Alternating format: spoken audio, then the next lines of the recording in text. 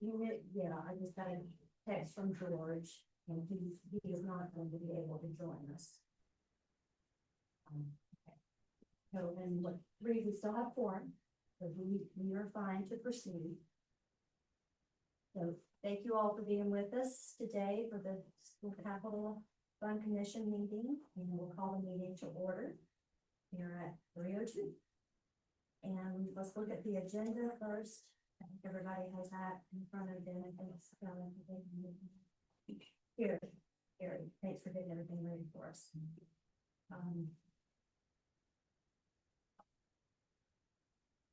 Any questions, additions about the agenda? No, she had another meeting.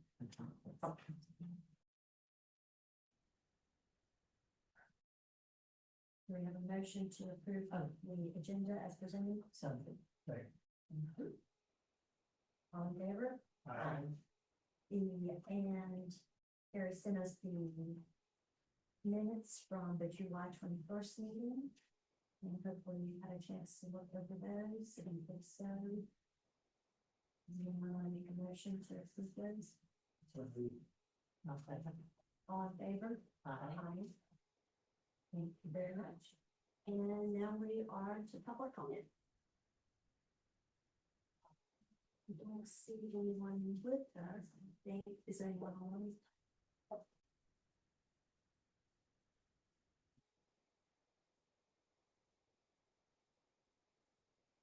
No, not seeing. Thank you. And at our last meeting, we made some reappointments, and at that meeting, we did discuss and confirmed that, first of all, we confirmed that Matt would be interested in continuing to serve. And then we did confirm that that is allowable at the pleasure of the board. So with that, I'll make a motion to reappoint commission member Matt Curran. I will second that. All in favor? Aye. Thank you very much, Matt, for your willingness to continue to serve with us. Thanks for wanting. Welcome back, man. All right, Article 39 discussion. Absolutely. I added this in here mainly as just a talking point if anyone wanted to share any updates for the school system and the presentation today. Thank you. Yes, our superintendents. Maddie's not here today, but Okay, here, no place. Okay, thank you. Our superintendents did join us at our last commission meeting and presented. And then, of course, we approved that process to move those funds over for operations. Is there anything that either of you wanted to share in addition to that? Or? If I may, good afternoon. I just simply want to say on behalf of the board and the school system, we appreciate that very hard decision. Being able to utilize some more for $39 for operations allowed us to maintain our level of services for this school year. And so we've had a great start to the school year. And again, just want to say thank you. That's a hard decision, not necessarily a decision anyone wanted to make, but it has allowed us to move forward this year, maintaining a level of services for our school system. So thank you. Thank you. Second that as well. But thank you, Dr. Jackson, for your comments that got into the media about needing for us to have that back and backlog what we have in the school system. Go ahead. That's still on the radar. Thank you, sir. Anyone else? Okay, thank you very much, Carrie. Not a financial update. yes, so I'm going to be providing you a brief financial update regarding Article 39. So first, we'll go over a little bit of a revenue summary. As you may know, 50% of Article 39 sales tax is mainly fully dedicated to school capital projects. This is the primary revenue source for this fund. So you can see over on the right kind of a history of the Article 39 sales tax, and kind of below it there is the percentage change from year to year. So our average revenue growth rate for the past 10 years is about 6.58%. In 2021, 6.8, and then more recently in 2023, it's 1.99. So we're seeing a little bit of slowdown regarding the revenue growth rate. most recently, FY 2025 did produce a, negative growth rate of 1.64%. And this is kind of the final revenue, from June 2025, so this is kind of where we're ending up that fiscal year. It is below, this is on target kind of with what we were talking about last year regarding a decrease in revenues, primarily due to the impacts of Hurricane Helene and our most, I guess, profitable sales tax months. So. Any questions regarding the revenues? Share these slides with us yet, if not, could you? Yeah, absolutely. They're on the public input page for the website, but I'm happy to also send that. Can you just, they put it on the email you did send out, not that you'll find it in the. I have the agenda on it. Yeah, I don't think I attached the presentation to the calendar invite. Okay. It is on the public input. Okay, moving on to the expenditures. So currently our main expenditure is related to our debt obligations. So it's a brief history about how we issue debt. The county regularly issues debt. And it's usually issued on a 2-year basis. This is to really maximize the revenue we receive from Article 39. We'd like to highlight that the county does have high bond ratings, which does produce the lowest interest rate possible whenever we are looking at these different kind of bonds and debt obligations. Below, there's a 5-year debt snapshot that kind of shows our principal and interest breakdown and our total debt service for the next 5 years. Currently, our debt obligations extend through 2044. So just keep that in mind, that's just the next 5 years. Currently, there's 97 active projects. So Buncombe County Schools has about 79 projects. Asheville City Schools about 18 projects. You can see their total budgets there. Annual project spending typically is about 20 million a year, but this past fiscal year it was about 33 million. I foresee this and the issue. So construction costs escalate and see how it's worked. Regarding the funding mix, currently there's about 16 million of pay-go projects. So that's projects that we have not taken out that for and that we intend to pay with the Article 39 revenues. There are some projects that have been approved that still need debt funding, and that is equal to about 56 million currently. So regarding the impact of that new 56 million issuance for those debt funded projects, it will add about $5 million in debt service, most likely beginning in fiscal year 2027 if we do the issue. And the plan is to issue that debt in 2026 or. Probably start, depending on how the market looks, we'll probably start having conversations in the springtime. To issue debt at the very tail end of FY 26, which is where we are, somewhere around June, April, and May. That's been our cadence, so there's gonna be a lot of catch up there. And we've presented this information in the past, like when we have our more deeper discussions, you usually see the debt kind of compounded on top of each other, so this is just the existing bill. But Terry, depending on how the market goes, we'll see how. We're thinking potentially this spring is going to issue, but regardless of when we issue it. Basically, that will be about 5 million additional in debt service. We may stagger, so we may not issue the full 56 million at once, so it may stagger a little, but it's 5 million, you leave the whole 56 million. And what I mean by that is some projects may not be ready to have that issued, so it may catch it on the next go round, but we'll gauge all of that later. And revenue's been right around 28 million. Are we expecting that for next year, or like the next couple of years, holding around that amount? Or you can go, like, maybe go back to that incremental, like the previous year was about 1.82. This year we know it was like this. We haven't seen much sales tax data come in yet this current fiscal year, but I would anticipate it not. So, I would anticipate it actually growing a little bit. We had just 2 heavy hits in the fiscal year, like the heaviest collective months that really tanked that, or didn't tank it, but dropped it below the growth. But we recouped more than we thought we were at the beginning, right? So I would anticipate it would get back to normal. But we don't know yet, so, Can I ask you a question on that? yeah. So basically, I know we're down 1.64%, but we're actually up a little bit from 23. So, I mean, when you look at the trend, I know that was $500,000, well, 500,000, I guess, difference. And that kind of a surprise to us, that it's, I know 500,000 is a lot of money, but it's still in the Yeah, I mean, big budget. scheme of things. it grows every year. I would anticipate it to grow more. What happened is we have two heavy months. I think it's usually October October, I know. and December, Yeah. right? And then we kind of got hit really bad in October, and then December, I don't think it was as good as it had been in the past. So I would anticipate that it'll level off or at least get a little bit better. We'll be back in the growth zone.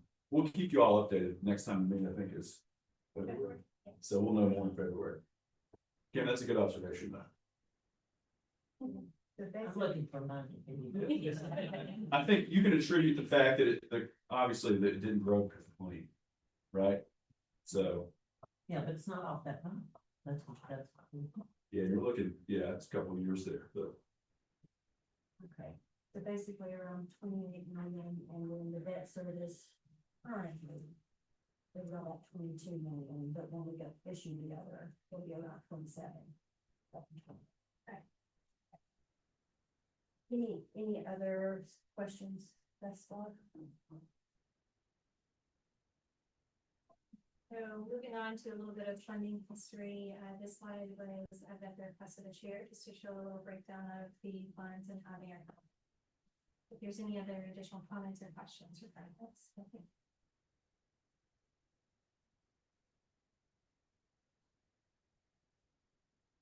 Thank you, yeah, I just wanted, it's just always helpful to me to have kind of this funding history in front of us when we're thinking about it and looking at how much has been done over the time there.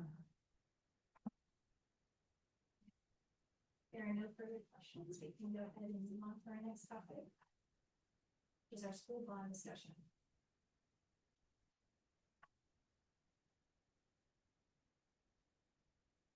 Yes, and I am guessing Dr. Jackson, would you like to pick that up for us? And I'll just for those who weren't at our commission meeting, Dr. Jackson did bring this topic up during the commission meeting and share some information, and then of course I'll ask if we will go ahead and have the opportunity to discuss further at this meeting. And just so everyone knows, with the general obligation bonds, that is something that actually this commission would not weigh in on as far as we don't have a vote on that. That's for the full commission. But obviously, since it relates to school capital and decisions around that, I felt that this was a good opportunity for us to be able to have a good discussion. Obviously, I know everyone on this committee cares very much about the schools and capital needs, so it seemed like an appropriate place to have some discussion about it.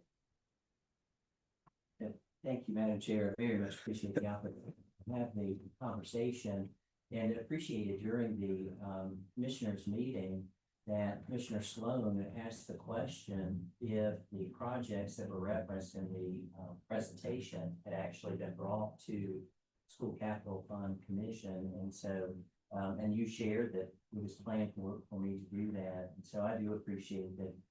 The conversation is very appropriate here, although the commission will make any ultimate decisions. And so you'll see if you happen to be at the meeting, or saw the meeting, that these slides are the slides from the end of that presentation, where both of the school systems were afforded the opportunity to discuss the impact of utilizing Article 39 on operations expenses. Essentially, the impact was it helped us operationally, and it tends to put us further behind on our capital needs. And so recognizing the large capital needs that we have, the Board of Education and Public Guidance Schools has asked the commission to consider placing in front of voters a bond referendum, particularly looking at the needs. And so what I'd like to do this afternoon is just kind of very quickly go over what I previously shared, but then take a bit of a deeper dive into where that big, large number that I gave the commission comes from. And so we'll share that information and be happy to answer any questions you have. And so, Carrie, thank you. I think helpful from a context standpoint to, as we look at Buncombe County Schools, we have 45 schools plus 2 other facilities. Our schools range in age from Oakley Elementary School, that's a young 105 years old, to Inga Intermediate, that's in its 9th year of operation. Our average age is around 51 years for our buildings. Our buildings are well maintained in terms of day to day. Certainly we have needs and capital needs, and we'll talk about those, but I appreciate the hard work to maintain our buildings. As you know, buildings and facilities degrade over time, and there are things that have to be replaced because they have served their purpose. And so just from a contextual standpoint, our buildings range in age. As we go forward to the next slide, to continue to set that context, again, the average age for buildings is 51 years. We have 4.5 million square feet of brick and mortar space. That's covered by 4.5 million square feet of total roof area in our school system. I won't read all of this to you other than to point out a couple of items. One, over 10,000 pieces of HVAC equipment that ranges from 400,000 or 400-pound chillers to a refrigerator the size of something we might have in our house. 100,000 light fixtures. Certainly that's of interest to this commission because through the Article $39, we were able to switch our lights to LED lights. We did that throughout Buncombe County Schools. When we did that, we retrofitted our light fixtures that we had, and it was a cost savings. And we were given about a 10-year life expectancy for those light fixtures. It's been about 10 years, and so we're going to need to start to address lighting again as we move forward. So a lot of stuff. To give the full commission an idea that it's not really coming out of left field and certainly not any surprise to this group. I shared with the Pool Board of Commissioners our request from last year to this group. As you know, we present a high priority request and then second priority request. Last year, we presented 119 projects at a cost point of $324 million. Certainly, we weren't able to address even the 21 projects that we had listed as high priority. As we move forward in sharing with the full commissioners kind of what that resulted in, we shared that we've had postponed projects put on hold, and projects that we had to phase out. The first bullet there, W.D. Williams, this commission recommended and the commissioners approved phase 1. We were slotted to go into phase 2, but we held back from that because we knew the potential impact of the operation piece. And so we will complete, and in a few moments, we'll get the project updates, but we'll complete phase 1 at Williams, and then we'll just be in a holding pattern. And so it'll continue to look like a construction site until we can move forward with the phases or completing that project. Glen Arden Elementary is the second item listed. Glen Arden needs to be replaced. We're going to replace something like that. If we don't replace it, we're going to have millions and millions of dollars of upkeep that's going to have to take place at that building. And so replacing the facility is the most cost effective. The front office lobby reconfigurations, you know that we've been able to do 2 or 3 of those a year. We don't have any for this new cycle of years as we held back, again, something else that was held back. And so we are stopping that process. We've got work to do there. And you see the list, and you've seen this list in previous meetings. And so I shared on this next slide, just to give an example, and this really gets to Mr. Kern's point earlier. We have significant needs. When we look at just roofing in the school system as one area, 350,000 square feet that are beyond their life expectancy. So they are beyond past when the manufacturer said it's going to fail at this point, whether it was a 20-year roof or a 30-year roof or a 50-year roof, we're beyond that, and that's a value of $12.25 million. For planning purposes, which is always important, we have another almost 1 million square feet that will exceed their life expectancy in the next 5 years. And then another 275,000 that will exceed its life expectancy within 5 to 10 years. And so we have significant roofing needs that we need to catch up on.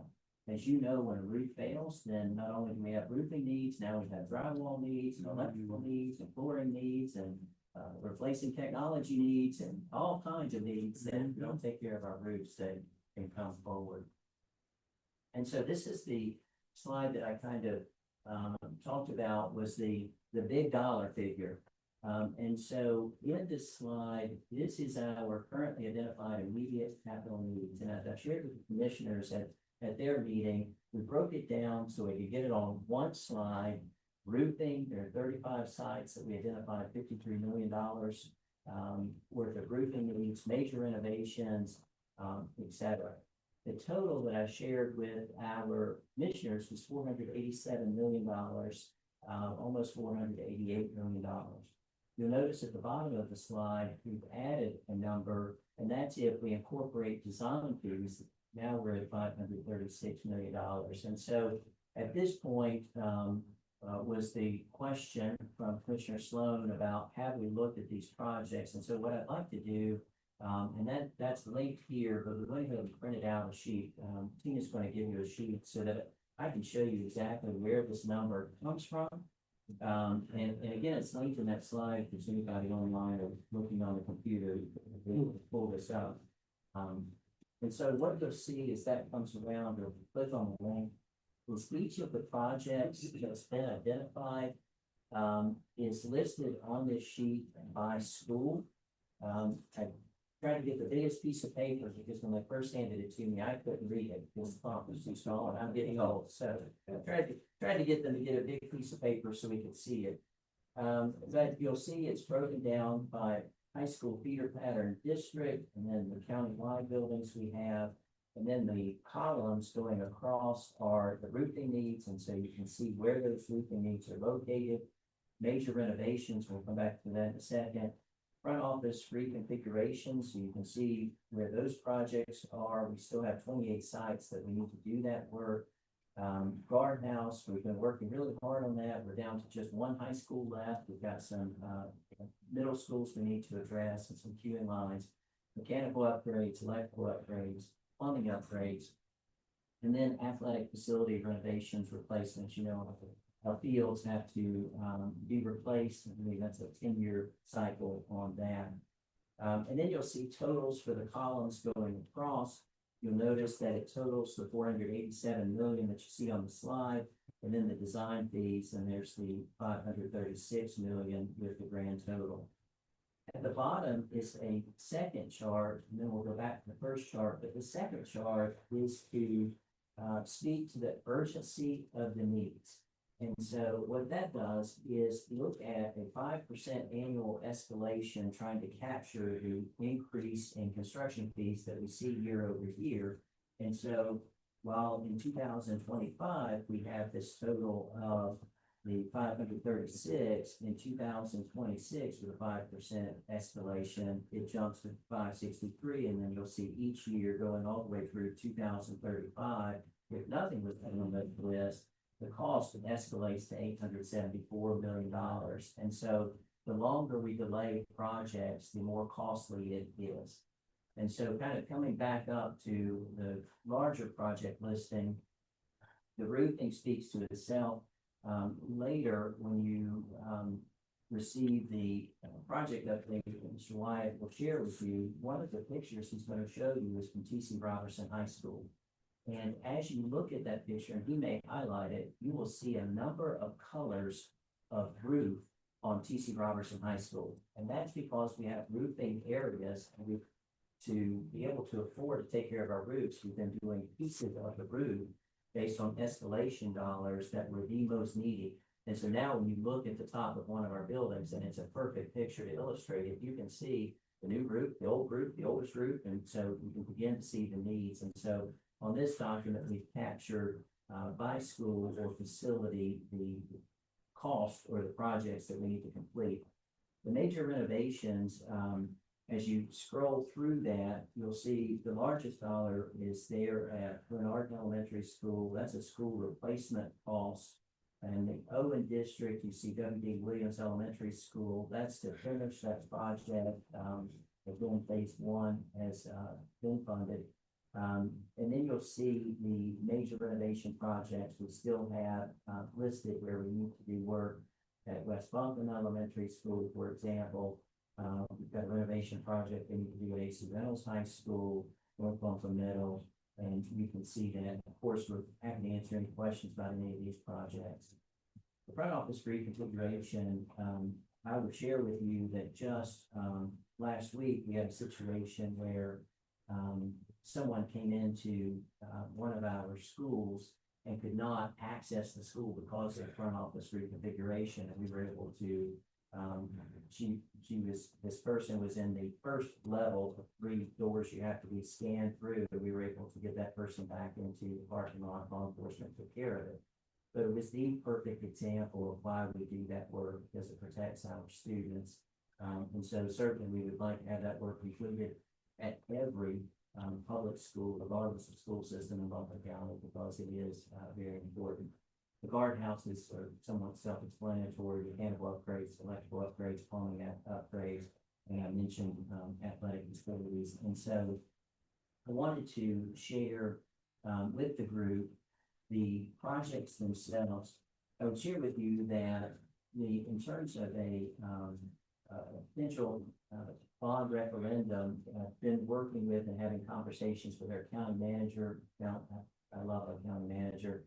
And essentially, we will arrive at a point where the commissioners will determine if this is something they would like to pursue and what that number might be. This is a really large number, and so whatever the number the commissioners determine, then the work would be to prioritize within that number. So if the total number is 125 million, then we would prioritize within the 125 million projects that we would most need to pursue. At the top of the list would be just in kind of round numbers would be Glen Arden Elementary School and finishing W.D. Williams Elementary School, and then roofing needs. Certainly one consideration in any bond referendum is the project location, so that voters would feel like if they vote for this bond referendum, they would see some kind of return on that investment in their community. To not belabor the point, certainly be happy to answer any questions about any specific projects, but again, wanted to make sure that we took the time to share with this commission.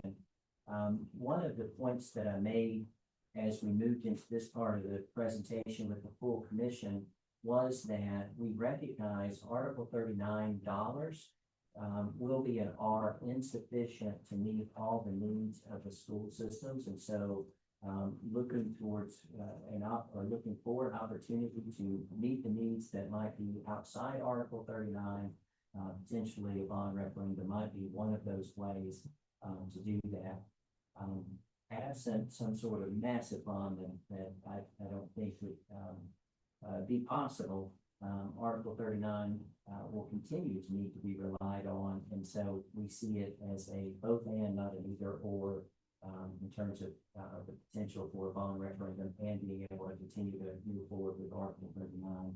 And so be happy to answer any questions or participate in any discussion, but just wanted to give and be as transparent as possible with the needs that we've identified and share that with this commission. And so I appreciate that. I'm guessing there's going to be some questions. Thoughts, comments? So I'm like, well, so you have a bond referendum for $125 million, and you have need for $536 million. have you been able to figure what kind of savings you would have with only receiving one fifth of what you need or 1/4 over this long period of time? You're looking at the escalation cost. And then I'm sure someone's factored in the amount of interest and you have to pay in the bonds are free. So I'm just curious, Brad, is that something that you do? We'll talk about it on the next slide. We've run really at high level. And now we're gonna have to like even together and dig in on this. But we'll, I'll just keep finishing the thought. We're gonna speak about GO bonds too. So with the, when you look at this list, so it sounds like if you're prioritizing WG Williams going to Orange and roofing, how really? Yes, ma'am. And then I was looking back and thinking about like the amount that we've funded here.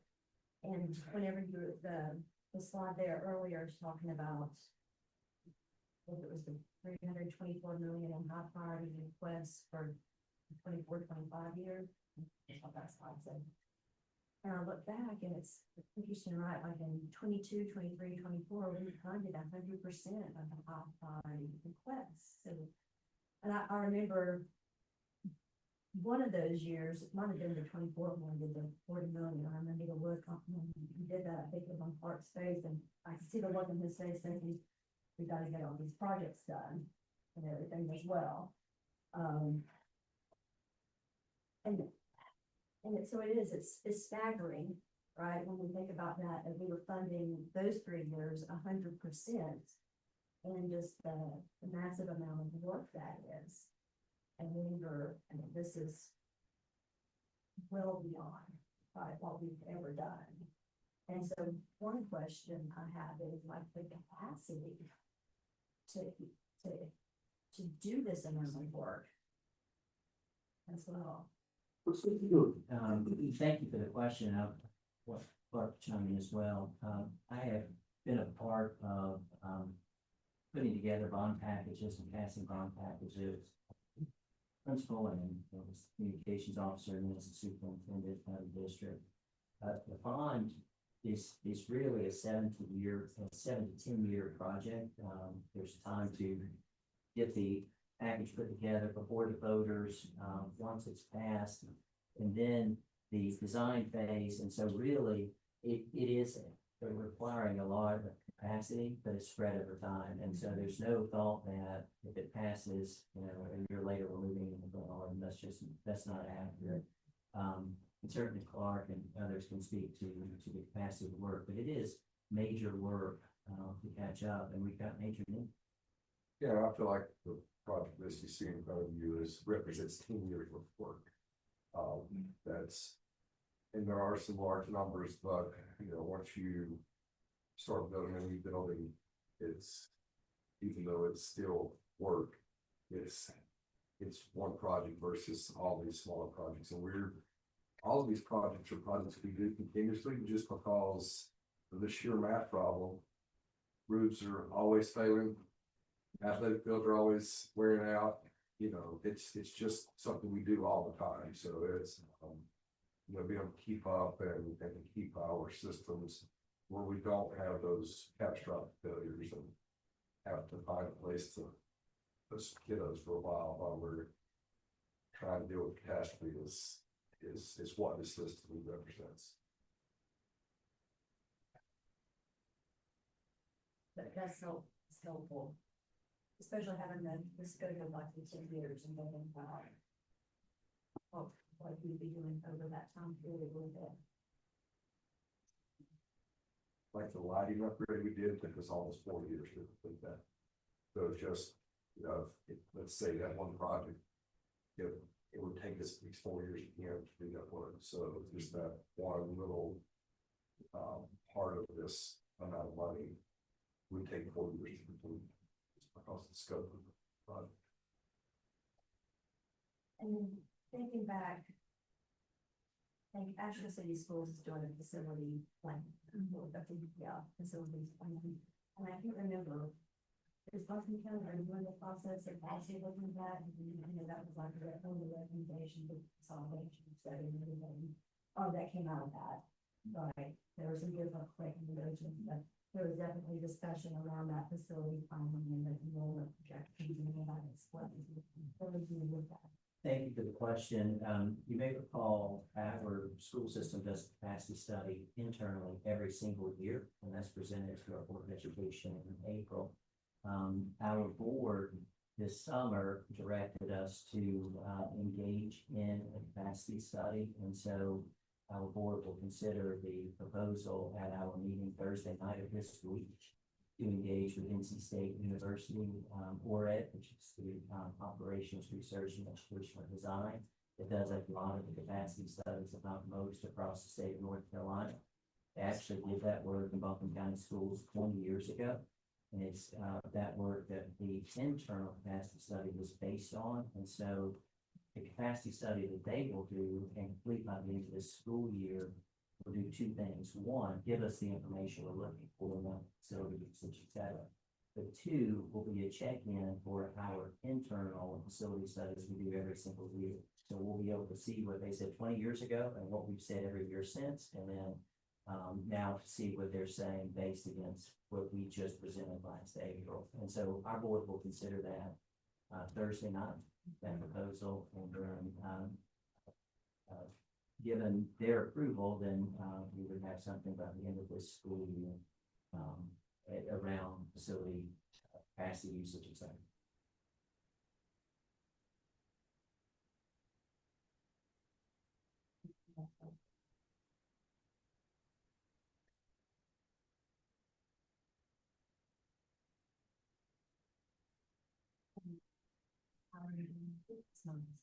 So we just had at our first kickoff meeting, like Buncombe County, we monitor our capacity and all of our projects as well on a yearly basis. But the purpose of this study is just to help us identify the urgent repairs and kind of categorize them, and also look at the long-term planning. But also, you might remember that we had an enrollment study not long ago. We had another firm with the capacity of all of our buildings just to kind of reset where we are, especially after the closure of 2 of our campuses, and making sure that we're prepared for future growth. And if we see a decline in enrollment, and plan accordingly. We also need some support in making sure that our classrooms are future ready, and that we're doing our due diligence ahead of the time and moving away from reactive, like just replacing HVAC systems and roofs and athletic. All those things are, it's always going to be what we have to do, but there are ways that we can be more intentional about how we support our students in our campuses. And so when you say future ready, give me some ideas of what. So future ready is like more about the infrastructural support, and we have 2 buildings that are over 100 years old in our district.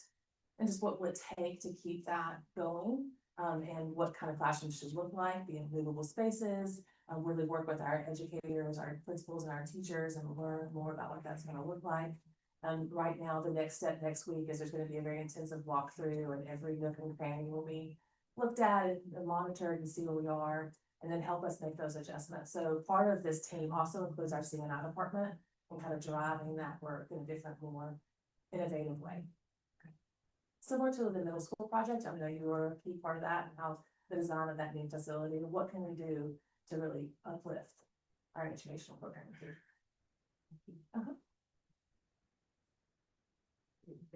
Any follow-up questions?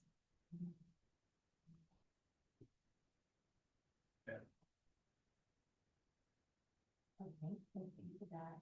And I think then we'll go into the Matt, show us some information to go back to the question you asked. And we'll issue that, The feedback on what Dr. Jackson said, thank you for that. So it's a 7-year, so we go to GO bonds are interesting, right? They require voter approval. We get an authorized window of time to issue debt. So let's say if we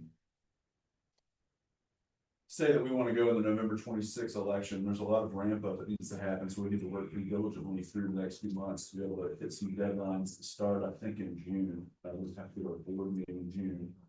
So there's a lot of work that would need to be done.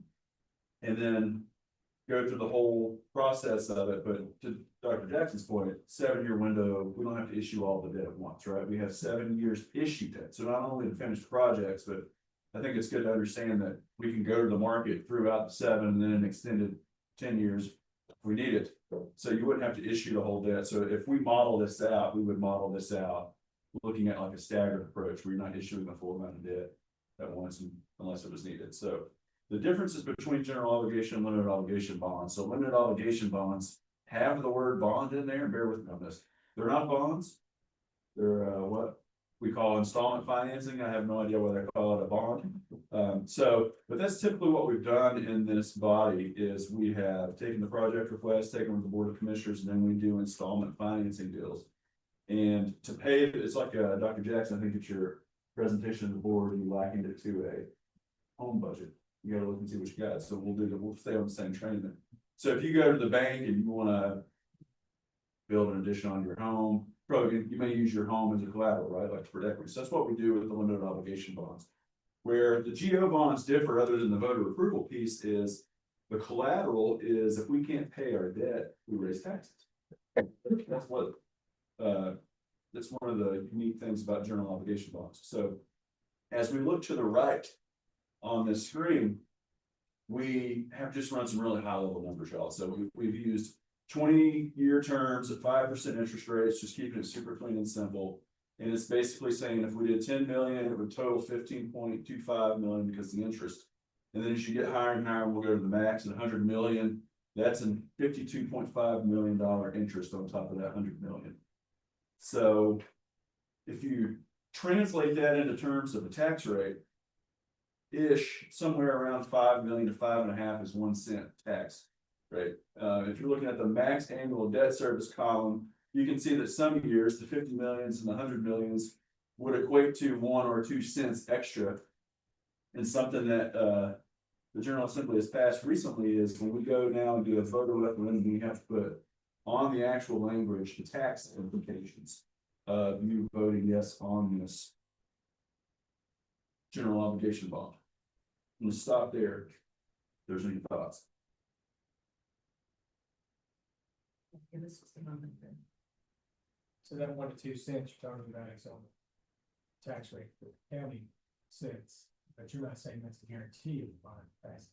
Only if they can't pay you that. Well, not necessarily. So that's a great segue into my next point. So my next point is, we live in this nice world of, we have Article 39, which is dedicated funding source. We use that to pay for the things that we find or recommend necessary. And it sort of lives in its own world, right? And to your point, Commissioner Wells earlier, talking about 100% approval, those have been phased costs, right? So it might say 100% approval of projects, but it's only 10% of a PCVR%. So anyway, we're moving out of the world where it's kind of isolated, and then we're bringing it into this bigger pool of money where it's going to have competing interests, right? So let's say that a general obligation bond is typically paid for by the general fund, county general fund. We're going to be moving into the world of competing interests, competing priorities of what else the rest of the general fund needs to fund, which is pretty massive. I think the last general fund budget was around 430 million, somewhere in there, 400 million. So to your point, Matt, perhaps the tax rate increase would have to happen. We would have to gauge it with the rest of the budget process. So we would do our thing here, and then it would go to the commissioners, and then they would have to have a more dedicated conversation about how it impacts the general fund, to which we would model out, okay, to be able to afford this, you need to do X, Y, or Z. So. And is that, other bond referendums in the past that added those that information as well? Tax rate. The last issuance the county did was that referendum for the affordable housing and the open space, and it was right on the cutoff before we had to start including language of what it would equate to in the tax rate system. So I would think that would be detrimental to passing these bonds. They won't be as easy to pass as previously. I think they do it for a reason. I think that was General Assembly's, I think they had done that for a reason. I mean, it's in a world of transparency, it's good to know what it would equate to from a tax rate perspective. So And so previously, the bonds that Matt was talking about, we did share that information like on our educational information on our county website. But to the point, it was not required to be on the ballot where voters were actually voting, so it was not on that. Now it will have to be right there on that ballot language, it will say basically, let's see. Let's just go with the 100 million, it'll probably say 2 cents basically. Estimate that this will increase your tax by 2 cents for the $100 value. And there's good literature out there, the school government posts things about which types of referendums usually pass over other types of referendums. Which we won't get into, but I think that all this to say, we are deviating from the current course that we've been on. But we recognize that there's a greater need, and there's just a lot of work that we can do. We're gonna have to really work to model this out. And I just want to make sure you all take away with you that we move out of our little pool into a bigger pool of decision making. So I think it may be easier for and Commissioner West, let me speak for you. It may be one thing to make a decision based on a dedicated funding source. It may be another thing if you're moving these projects into a source of money that has all sorts of competing priorities. So I just want to make sure we all understand that. And so then I understand and appreciate Dr. Jackson bringing this and his point, and obviously that's a huge need, but then we would need to be brought back into this in order to possibly address our unmet needs as well. Is that how that would work? I would choose that course as well, yeah.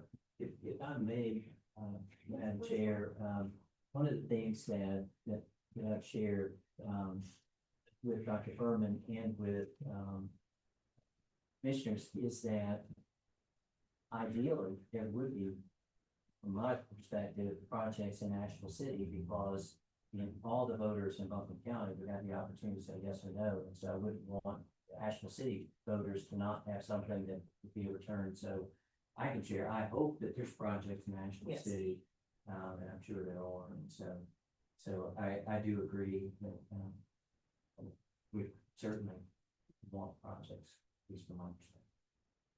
The one we did years ago, it was both city, county, and AU Tech, and that would have been. Yeah, there was an old one, I had to go back. I know it included Yeah. AU Tech, So the 80 text, Runs all or out there. 46 when I did text, 2009. It was when. If you're thinking, are you thinking just general obligation bonds? No, I'm talking about a longer, a bond. Like an actual general obligation? Yes, bond? yes. Yeah, we have to go back and look. Yeah. Yeah. Cause I'm certain they put it all. County doesn't have much. We had some. 2012, I think it was a refunding, which is basically if you just went and bought your loan, it was at a rate. We haven't really had much general obligation debt until we did with affordable housing. So, Because this has been the mechanism used since then, is that what I Correct. understand? yeah, I think, I mean, as needs have grown, but AB Tech has had its own dedicated revenue source, right? And then we've had our own dedicated revenue source here, so it's worked out to this point. And then a revamp at around 2016, so, yeah. Yeah, and to Matt's point, right, partly when he's talking about looking at all the various needs when you go into the general obligation bonds, right? Because then you're looking at, there's county capital, right? There's things like emergency services that we're having to build to improve our response time across the county and multiple.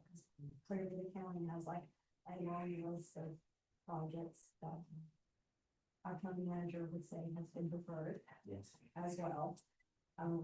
So we do, so that's just, all of those things will have to be taken into consideration when we're looking at this.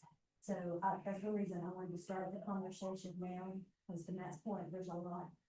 Should the commission agree, proceed, but there is a lot of work that will have to get done, and June sounds like our time off, but it's not really a process of doing all this. I agree that it's not in our best interest to work in silos, so I do think that we should continue to open dialogue with Buncombe County Schools and the Buncombe County government on ways to make our infrastructure stronger as well. And to partner more intensively on that. I know there's been some time in the past about combining properties and really looking at different stations for EMS and the fire department, and we can continue to do that. I just think we have talk it through. I just want to be really clear that our board and superintendent has asked to go within a more intense study to really analyze where we are with our campuses compared to our growth projections. I feel like we have to do our due diligence on that as well. The, Madam Carey, do you have, I know this was just kind of a broad view today, is there anything else that's really key that you can, kind of be aware of around decision points that there's just as we're thinking about it?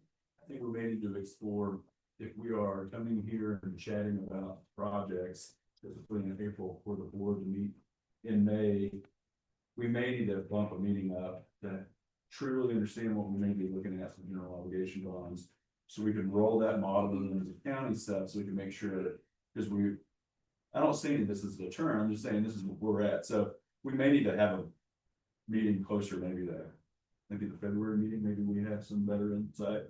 It sounds like we kind of know, Dr. Jackson, what we're looking for, ACS folks, but we may just want to have more conversation in February, so we can get it to, we can model it in, put it together the board. And I mean, we won't know until November, right? Like if you guys approve it as a board, and then voters, depending on how that swings, so I think we would just need more modeling time, so. And then really for should the commission decide to proceed, sounds like in a way, it's a partially a number that's needed for you to be able to make the decision points, and then y'all to be able to make any portion as well. To be able to make the decision points there with the modeling. And I would see it run through the same way, but maybe not, if we're running into the count, I'm thinking on the fly here. So you all spend the Article 39 sales tax money, right? Or you recommend the spending of it, that's moving into the spending of general fund money, so maybe the process doesn't need to be maybe brought forward, but I do think we probably need to have more conversation on the school at some point. Even if it's not this commission, if it's not Article 39 money, that makes sense. So we do need a number. Sounds like we're leaning towards a number. We need to look at and maybe model out what it looks like if you take hundreds of millions of dollars in GO bonds. We're going to need to figure all that out, but And I know Dr. Jackson, I've literally thought about this a lot. With, kind of in your mind, you're part of you thought about this, like with it should be proceeded with general obligation bonds, and we still have this Article 39. Like, how are you seeing those two working together? How is that moving forward? And so thank you for the question, and I agree with Matt that a February meeting, would be helpful from the standpoint of by February, we'll know if the commission is willing to move forward and what that number might be, which then informs requests that we might make of Article $39, because if we know, for example, there's a possibility that the needs of Glen Arden would be potentially met by the general obligation bond, even though we wouldn't know what the voters would do until after the November election, then that would inform the request we would make of Article $39. And so within that piece, whatever that number is, the work would be to prioritize, these would be bond projects, these would be ongoing projects, and having some understanding of what would be available through Article 39 moving forward. And we certainly appreciate all the past modeling that's gone on. So. Yeah, I think it would allow us to plan better for these larger dollar figure projects that currently we're having to go under these small contracts, phase contracts, which get super complicated. And ultimately, I think it costs more money that if we were able to, for example, build a new camp phase, building a new school building. I mean, you're either going to build one at your time. I think that would allow these larger projects, and then the need for the normal Article 39 will never go away because of just you take our two systems and just the simple math logic behind them. If things wear out, and engineers are, I keep saying this, they're getting better and better by the day. When they say something the last 10 years, you can write that money on. That's as long as, and it, you know, it may last longer than that, but the way this stop you from keeping it going is they quit making repair plans. So you can't fix it. Mm, Keep in mind, we have, with 5 Article 39 and this bond, we have requests, we're about to start the process again, we send it out, my proposals to the principal and the director.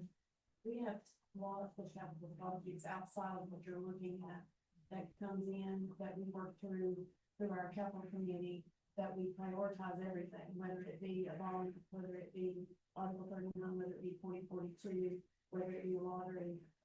There's enormous amount of capital requests that we receive annually. And one thing, Clark, you said made me think of it, that's when I was looking at the roofing costs of the roofing, I'm curious. Do you have a sense of the savings if you were able to do the roofing all at once versus the phasing in the roofing? Do you have some sense of that? Yeah, I think if you know, we'll take King Intermediate, that's our new school. So that roof was all put on at the same time. It's going to stop working at the same time. And that's been consistent across the county, but we have struggled with funding so much that it, you know, we'll see this here in a minute on the slide. I call it the roofs of many colors, the coats of many colors. It's, you know, just trying to spread that money as thin as we can. I do think we would get a not only better pricing, but then also better understanding of your future needs. If you take a TC obviously it's got, you know, all these little roof sections, it's hard to keep track of when we did this with that one. And you know, I re-roofed this building at 30 years after it was built, you know, and it's easier to keep track of your future needs. If you could ever get to that point, you know, it may take 2 or 3 years to re-roof a building, but you know, at least it's done within this period of time. And once we have the number and, Mr. Kern asked a similar question in terms of what is the savings going to be? Once we have a feel for whatever the number is, amount to spend, then we can look at, okay, if we spend that, we'll say this, we know that the typical escalation is 5%, so the cost goes up 5% a year, so current cost times number of years that we have to wait times 5%, starts to give some indication of the savings. You know, and then of course, the math can't completely be mathed out, because if the savings is we replaced the roof and the roof didn't fail and we didn't have to replace the flooring and the drywall and everything else, you know, we won't really know that. But we can do that math. It's going to be dependent on what the number might be. Any other questions? Mark, you mentioned previously, probably last year, one reason we didn't do all the roofs. But if we did what we do. You know, I think the capacity of, our last bid was, I don't know, 2 or 3 weeks ago, we had 12 roofing companies. Never seen that many roofs. So we're getting a big turnout, and I think the capacity, you know, there's a big enough capacity to do quite a bit of roofing. So it's definitely changed in the last little bit, but you know, roofing while school's going on is always exciting, but we've done it years, so it's just being smart about it and doing some of the heavy work in the summertime. So you're finding with the overall construction downturn, so to speak, that bids are coming in a little more competitive. Yeah. You know, the cost of goods is still kind of up in the air right now. I think the labor cost is plateaued to some extent, maybe come down a little bit. I think there is still some uncertainty in some of the potential care related items. And there, you can see that it's a project, it's gonna take a while. Contractors are putting in a little bit of price because they don't understand what's gonna happen. But if they can procure those items in a quick manner, as you would a contract, it's pretty goal.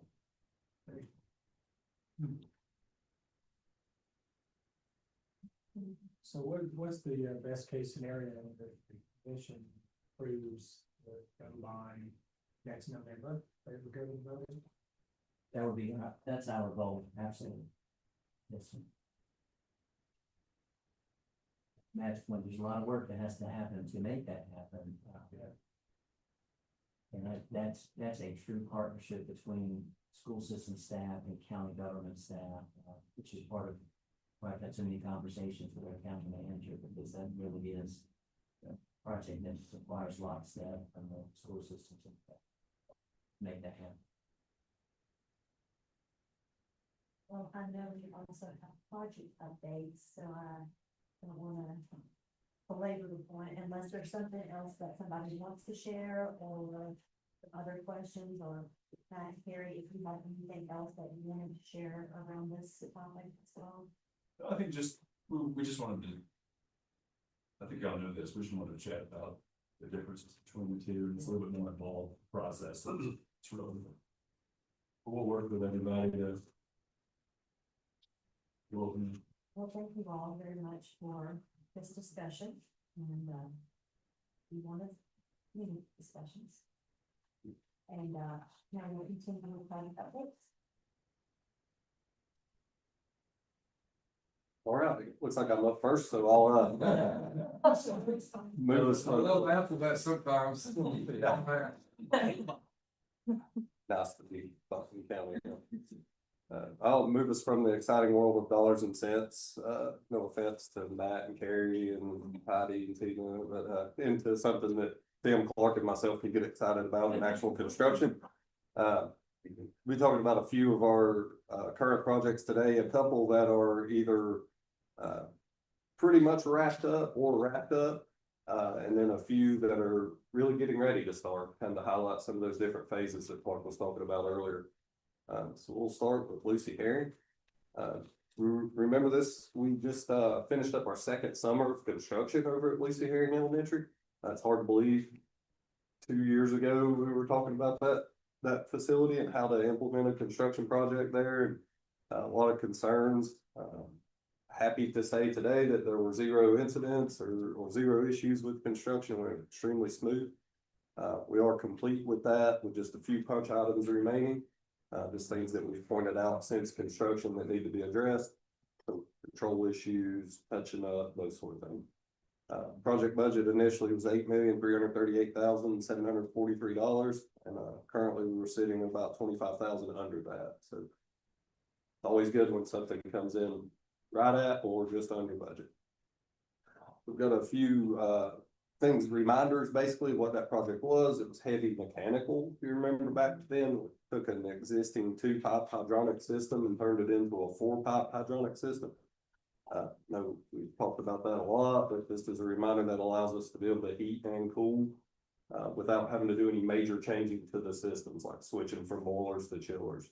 We could do both, which we live in the Southeast. We all know there's some mornings you need heat and some evenings you need air conditioning. So we'll be able to do that in the future. But we did that. We did some restroom renovations, bring those up to ADA standards and getting the fixtures and finishes. Those restrooms were completely gutted, concrete chipped up, walls ripped out, everything. So they were ground up rebuilds. That's what that photo on the left is, the finished product. On the right is a new air handler that was installed as part of the mechanical system upgrade. We did replace the roof, which I don't have any photos of, but I don't know where they went. I've got a bunch of them, but we got new phones. And I don't really know how to work them. I can kind of see the new roof in that air handler picture. So on the left, photo of the classroom. In the very back under the window, you'll see a new fan coil unit. That building originally had unit ventilators, which pull outside air directly into the classrooms. The new units don't have that. The unit on the right is a DOAS unit, or dedicated outdoor air supply.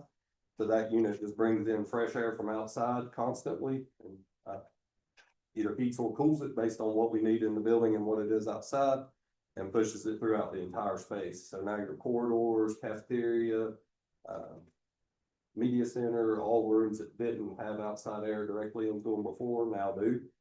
This helps improve indoor air quality and just make a better environment for learning. That unit also has a heat recovery wheel in it, so as we pull air from inside the building, we mix it through that heat recovery wheel. And we can either heat or cool the outside air coming in without having to use electricity or natural gas or anything like that. You're using the air that's already in the space to heat or cool the air coming in. You can't just blow air into a place that we blow it up like a balloon. We had to pull air out, so that's just using some of that to help. A really efficient way to do it. Also, that photo on the left, you see the windows, those were replaced as well as part of this project. Move to the next slide. And so these are just photos of our secure entrance. Like Buncombe County team was alluding to earlier, we now have a 3-tiered entrance into that building. On the right photo, the right side of that photo, you can kind of see the area where staff can sit. You have a direct line of sight to the parking lot through a ballistic window with a steel shutter. So that if you see threats or anything, you can drop that down and they don't have a line of sight into that area. And you can't really tell it, but it is just the 3-tiered lobby like the model shows. So there are 2 other sets of doors in there. And then the photo on the left is just what the new outside entrance to the school looks like. You can see the window to the left where the folks can see out and vet visitors coming through that first step of security. So when you walk in, I'm looking at this picture, Mhm. then there's 2 other doors beside Right, this one. correct. Yep. It's just the exact name It's very- that Dr. Jackson gave. Used to that building, there were 2 sets of doors, but they were just an airlock, a little small airlock, and they didn't have any sort of, the outside door had access control. But once you got through there, you were basically free to go to the school like a lot of the older school facilities are. Now you can't go anywhere. It seems like the school staff's adapted pretty well to using it too. We haven't heard very many complaints really. So I think everybody's happy to be feeling a little bit safer, you know? Yep. And so more at Herring, the photo on the left is just the boiler room. All that piping in there is new and nicely insulated. I'm gonna walk up here so I can point to the photos, so I don't have to try to describe what they are. You can see in here, we have variable frequency drives, which help control our chill water pumps and hot water pumps. We need more or less, we can speed them up, slow them down, this makes it more efficient. And then this little blue cube right here is a water to water heat pump. So we can use that in place of the natural gas fired boiler to help dehumidify when we don't necessarily need full heat. We can use that device to replace the boiler. Then the photo on the right is the media center. If you'd ever been to that school before, in this area and over here, there were 2 really ugly hanging fan coil units that had been there since 1984, 70, 80, somewhere around there. So we were able to get rid of those from below the ceiling, get one flat ceiling in, and that's basically because we used that outdoor air system and some of those air handlers that you saw. Now we'll move to another project that's very heavy, mechanical. Asheville High Arts Building was to replace air handler units and fan coil units and some piping throughout that building and update the controls. Construction there is also about 99% complete. The more controls fine tuned coming this week and a bunch of items that are being done. Original project budget was $2,416,082. We're under that budget currently approximately $38,000. Another one that's came in right at or just under budget. Again, beautiful pictures of air handlers. At least I think they're beautiful. Lots of new insulation, new piping there. Oh, one more. And there you'll see another variable frequency drive in that photo on the left. Again, just helping control fan motors so that as the space we don't need as much air, we turn them down and save energy. And then the photo on the right is just one of the replaced fan coils, probably 30 or so in that building that got done in the same fashion. And then the Asheville High kitchen renovation, culinary kitchen renovation, we're currently finalizing design with school administration, these people and, CTE staff, being Chef Monson that operates that program. We're on schedule to finish that design and bid it this school year with construction beginning in the summer. So I did include a photo that's extremely small, when it's there, but zoom in on the computer, you can kind of see more about what we're doing. We're basically taking out a locker room area that's not really used and increasing the size of that classroom to just better support that program. Program is a really, growing program for this area. I know we talked a little when we asked for that about it. But an award-winning program too. I said a lot of students and a lot of good things coming out of it. We're basically putting in some new hoods to help, since it is a commercial kitchen. New exhaust hoods to get all of the steam, smoke, fumes out of the building with fire suppression systems. We put in a grease trap, new and improved grease trap to help the plumbing. Right there, Yeah, a lot of plumbing issues when you just throw a kitchen into a building. Mhm. We'll be doing that. And then, again, expanding that classroom. Paul Fletcher, we have finished, first two phases of design then, schematic and design development. And we have 90% completed construction documents. We're expected to get 100% documents early next month. Preliminary cost estimates through those first two phases were in line with the original budget. We feel good there. We hope to bid that late October, early November, once those documents are finished, with construction beginning in 26. Final schedule will be determined based on the phasing of work. Well, I just said 26 to keep that open, because until we really talk with some subcontractors and that sort of thing, we don't really know the best way to progress through the space and work out that full schedule with the school system. The next slide is a page from the mechanical drawings. Again, it's entirely too small when it's on that screen. Looks much better when I'm doing this on my computer. The bold areas on that are basically areas where new ductwork, new diffusers, new VAV boxes, things like that are going, so you can tell we're touching nearly everywhere inside the building. So I wanted to highlight that just to show that there's a lot of work that goes into phasing one of these projects, like Buncombe County knows with their roofs. But we have to move folks within the footprint of the building to be able to work in a small area and then move them back and work in another area. So once the drawings are complete, the bids are done, we work with all of the hands involved and really figure that out and find things good. The Asheville Middle School track and changing room, we have a design firm selected. We're currently getting them under contract. We do have their proposal, and once contract's complete, we have a kickoff meeting, we hope, in the next couple of weeks. Asheville High Stadium repairs and the priority school security project, which was the last cycle of projects that were funded. There's a request for qualifications that's been released for both of those to select the design team. Statements of qualification are due from those folks on October the 2nd. They're going. And then we will score those statements of qualification and choose a design team utilizing both ACS staff and myself. Hey, Ronnie, remind me, what's the, security part of that property? It'll be another front entrance, Another school. that's to go to another school. To another school, Mhm. so it's not Asheville High. Okay, I just combine them because they're in the same. okay, gotcha. The same All stuff. right, thank you. Mhm.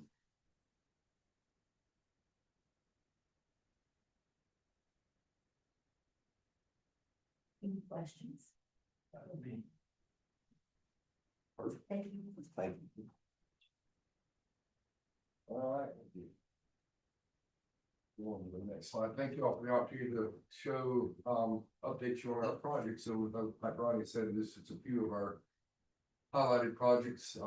We have several other ones that keep going.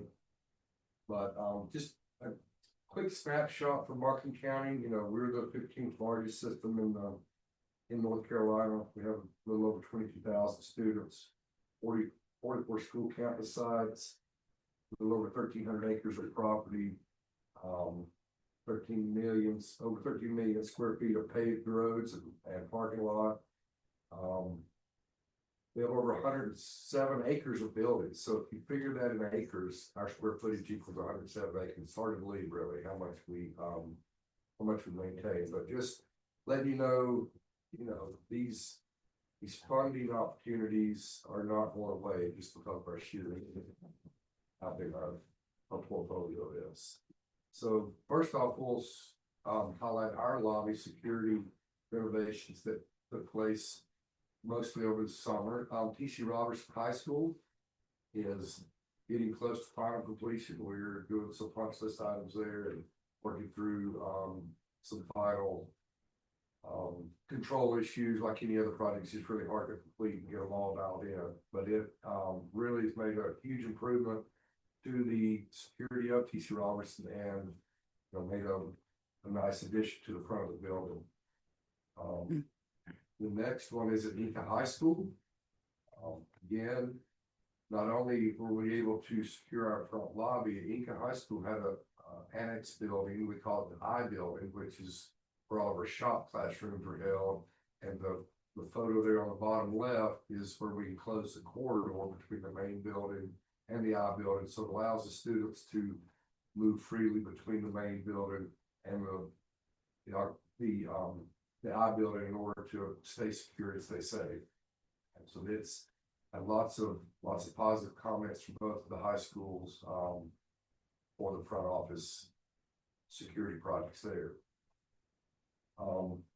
We were able to do North Windsor Bridge, complete it for the most part this summer. There's some photos there. We were able to keep this one internal to the building and utilize didn't have to do any additions to the building. It's working really well. Again, the staff at the school are very appreciative, and again here good reviews from the parents as well. Even though it's a slower process getting into the building, I think everyone realizes the meaning behind it and appreciate the vetting of those visiting our schools. And the last school we did this summer, or one of the 4 schools, was Johnston Elementary. Johnston's projects turned out really well. Again, the school staff there is enjoying it and gives them a sense of comfort to know that they have an extra level of protection. So that includes our front lobby reconfigurations. Some of our larger capital additions and renovations. The first project we'd like to highlight is our progressive education program at Estes. Estes, our PDP program was overcrowded and we were able to add space for it. We were able to give them some additional classroom space and allow them to free up their multi-purpose room for physical activities. Able to provide the staff with a small break room. And at this site, we were also able to incorporate our front office reconfiguration for the entrance of PDP, not for the entrance of this. If you're not familiar, this is housed on our campus at Estes Elementary, but it's kind of separated from Estes the way they enter, and it gives those children a great place to come in and stay under cover while they're doing their unloading activities on their bus and from a car, because most of the children here are wheelchair bound. And that, I just want to make sure I'm clear on something. This houses both city and county students. That's correct. Yeah, our PDP program does. Okay. Yeah, we have a few of our kids that have assigned that's better equipped than county. Yeah. Early middle school, we were able to update some ADA concerns and egress renovations, along with our band room and some of our fine arts areas. To me, this was one of the most impactful projects we did. It really took the 1950s model cafeteria and updated it to a nice current look. And where you see this ramp right here at the bottom right, used to sit a handicap chairlift, and those are just eyesores and don't operate properly. A lot of times they were put in and cost many school systems to satisfy a requirement for ADA, but this has made this area so much nicer. The school and staff and children are really enjoying these new spaces. The next project was W. Williams. W. Williams suffered a setback following the Hurricane Helene, Tropical Storm Helene. We are on progress now to finalize phase one. On the completion of phase one was a 4 classroom addition and a media center addition, which basically provides the swing space in order to do phase renovation throughout the entire building. That will be, those future phases will be obviously dependent on funding, but hopefully this project will be done into the school year. Move on to some roofing phase projects. We'll go to our famous picture, T.C. Robinson. So if you ever feel like you need some exercise, go walk around T.C. Robinson campus. I don't see how Nathan Allison weighs as much as he does, because he is probably one of our skinniest principals, but there's a reason for that, because it's like, I've never measured it, but it's in a long ways from one end of that campus to the other. But if you notice the roofs here, and a roof section for us is considered where a roof changes elevation or it's separated by a physical structure. Buncombe County has over 1,130 different roof areas. But Matt, to go back to your question earlier, would you see a savings? Absolutely, you would see a savings to roof a larger section of this one time. Because typically we will go off of leak reports or go off of our carpenters, how much time they spend in a specific area, and just try to re-roof little sections, but it ends up, looking like this. And what was roofed when? It's a major database that we spend a lot of time there keeping track of, just where we have roofed, when we roofed, when warranties will wear out, run out. So it's having more funding to be able to do a larger roofing project would definitely be welcome. Our next school is Holly Valley. Holly Valley is a metal roof building, and we were able to find, fortunately, a contractor that has helped us through some leaking issues, preventing us from having to replace the entire roof. So Holly Valley is moving in the right direction. We still have a few areas to work on, but we've been trying out some techniques and been very successful with it. So we're excited that we found a way to salvage this roof and repair the leaks instead of replacing the entire roof. The next goes Oakley Elementary. It's hard to tell in these photos, but the darker color is standing seam metal, which was put on and had very good success at Oakley. Then our next section of updates will be our energy management upgrades. So at Reynolds High, we've replaced chillers at Reynolds High, Reynolds Middle, and T.C. Robertson. Chillers are one of those products that once they get to the end of their lifespan, they start giving some major problems. And the refrigerants that are used to make them operate properly, they change and outlaw them, don't let you buy them anymore, so it gets super expensive to even work on if you can. Cane Creek Middle, we did a complete energy management system upgrade. The photo on the left is obviously just an aerial view of the school. Photo on the right is what we can see in our office. So we can control the classrooms remotely. We can tell what's going on. This particular photo just to kind of let you know, the one red room, that means something. It's either really too hot or really cold, one of the two. So it gives us diagnostic capabilities and control of our schools from a centralized point. And one thing that I like to brag on our team is, we are have always been paid close attention to energy management and the cost of energy.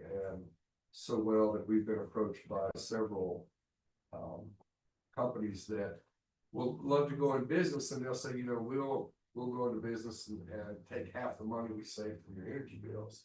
And the last one that did that walked away and said, there's no meat on the bone. There's nothing for us to get, so we don't want to do this. So that's kind of a pat on the back to our team for the great job they've done.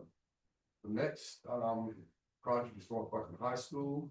Ronnie said we are working to change this building from a 2-pipe system to a 4-pipe system. It's a large high school that's, miles and miles of piping. We started with the plant equipment this summer and worked, just in the cafeteria, but doing this type of work during school is really hard because you do a lot of welding. There's a lot of, destructive work to get these pipes above ceilings and, replace obviously all the ceilings and insulation, but it's a needed project. Our pipes failing at the school, and this is one that we hope to get some additional funding moving forward so we can continue this project. Our greenhouse and ADA renovations. It's hard to tell in this photo too, but the greenhouse has received a new roof. Photo didn't turn out that great, and then the accessible paths to the greenhouses are all complete, so every student has total access to the greenhouses and can experience the that curriculum without hesitations if they have some limitations. So thank you for Which school was that one? Eka High, I'm sorry. You didn't see the jet, Terry? I'm so It was hidden in the corners. Thank you for giving us the opportunity to update you and questions, please.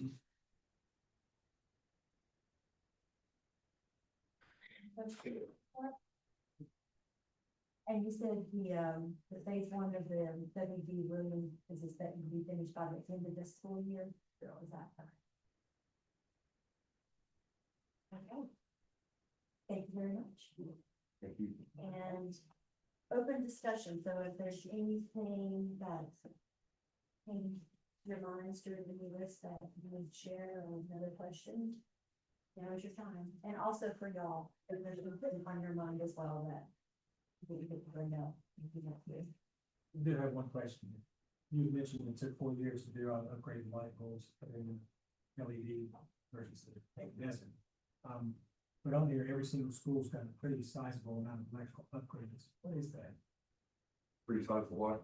Electrical upgrades. Those electrical upgrades are all LEDs.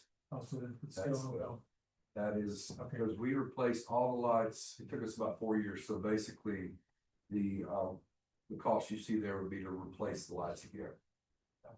Right. are LED lights supposed to last your lifetime?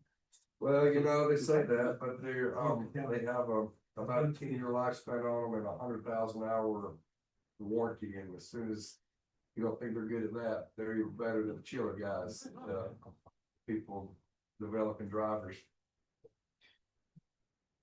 Engineers were teaching them through our public schools. Let's claim that. The hours on the light bulb, I just found this out like a few months ago, and I thought it was interesting. The hours on the light bulb that they last is when 50% failed during testing. So sometimes they make it to there and sometimes they don't. And that's, going back to what you were talking about earlier, it gives us, when we did this all one time, it's a great thing. But then you've got to be ready to do it again, and it does give us an opportunity to plan better if we can start doing projects that way. The energy savings has been great from it, but like Ronnie said, once they start failing, they're gone quick, and then you can't have class without lights. So it's not if, it's when. So these projects are not going away. It's just how we figure out projects. But I think Dr. Jackson put it well. One of the conversations when we talked about the value of our buildings and protecting the investment. I forget the exact number. So 1.2 billion. when we look at that and just our roofs alone, we have $160 million for roofs. Just putting that one on, so it almost makes you sick thinking about it, but it's been helpful. All right. Anyone else?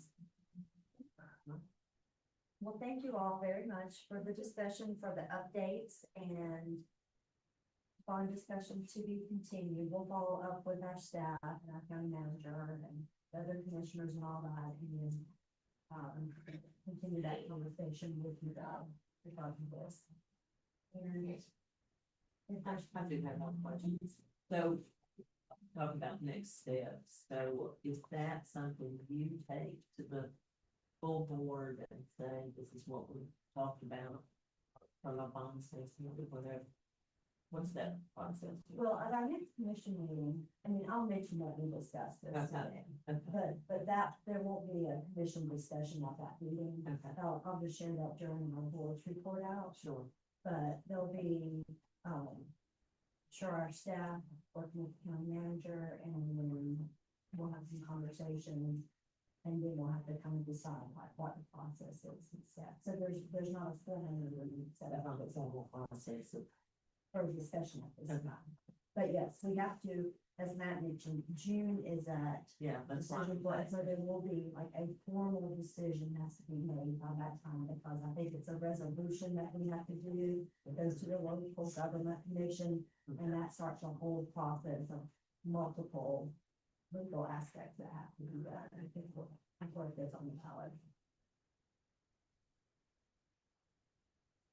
Okay, well, do we have an motion to adjourn? So moved.